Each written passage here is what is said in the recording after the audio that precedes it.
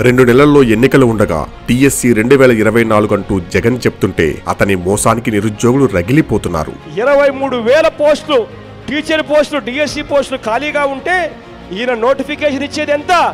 కేవలం 7,900 పోస్టులకు ఇస్తాడు. రేపొద్దున దేవుడు దయ వల్ల మనందరి ప్రభుత్వం అధికారంలోకి వచ్చిన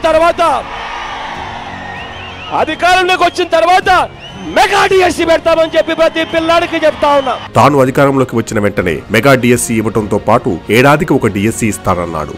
గిరిజన యువతకు ప్రత్యేక డిఎస్సి అన్నాడు. ఆ మాటలు నమ్మి లక్షలాది మంది నిరుద్యోగులు వేల రూపాయలు ఖర్చు చేసి డిఎస్సి పోటీ పరీక్షల కోసం సిద్ధమయ్యారు. కానీ 5 ఏళ్లలో వారి ఆశలు అడియాశలయ్యాయి. అధికారంలోకి వచ్చాక మెగా డిఎస్సి ఊసేలేదు. ఇంకా ఏడాదికో డిఎస్సి గురించి మాట్లాడే అవకాశమే లేదు. నోటిఫికేషన్ ఇవ్వలేదు. కానీ టీచర్ గా ఎంపికైన వాళ్లు 2 ఏళ్ల పాటు తక్కువ జీతానికి పనిచేసేలా 2011లో రద్దయిన అప్రెంటిస్షిప్ విధానానికి తెరలేపాడు. అంతటితో ఆగకుండా హేతుబద్ధీకరణ పేరుతో 3, 4, 5 తరగతులను విలీనం చేసి 1 నుండి 9వ తరగతుల వరకు ఒకే మాధ్యమం అమలు చేసి 9, 10 తరగతుల్లో సెక్షన్కు 60 మంది చొప్పున విద్యార్థుల సంఖ్యను పెంచడం ద్వారా ఉపాధ్యాయ పోస్టులను గణనీయంగా తగ్గించాడు. ఎన్నికల ముందు జగన్ 23,000 పోస్టులు ఖాళీ అంటే విద్యాశాఖ మంత్రి బొత్స ఒకసారి కేవలం 771 టీచర్ పోస్టులు మాత్రమే ఖాళీలని, మరోసారి శాసన మండలిలో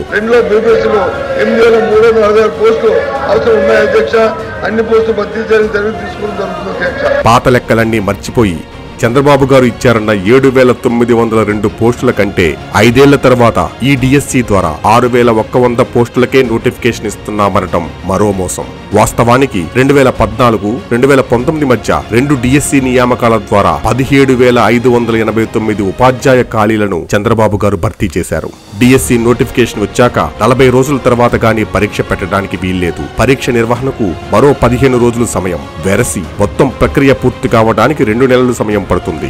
ఈలోపు ఎలక్షన్ నోటిఫికేషన్ వచ్చి నియామక ప్రక్రియ ఆగిపోతుంది. అంటే కేవలం నోటిఫికేషన్ చూపించేసి నిరుద్యోగులను మాయ చేసి నియామకాల బాధ్యత మాత్రం ఎన్నికల తర్వాత అధికారంలోకి వచ్చే ప్రభుత్వానికి వదిలేస్తున్నాడన్నమాట. ఈ మోసానికి తగిన గుణపాఠం చెప్పటానికి యువత కూడా సిద్ధంగానే ఉన్నారు.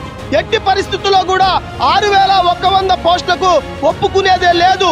లేకపోతే మీరు కొట్టారు, తీసుకున్నాం, మా టైం వస్తుంది, ఖచ్చితంగా 2024లో కొడతామని చెప్పేసి నేను తెలియజేస్తున్నాను.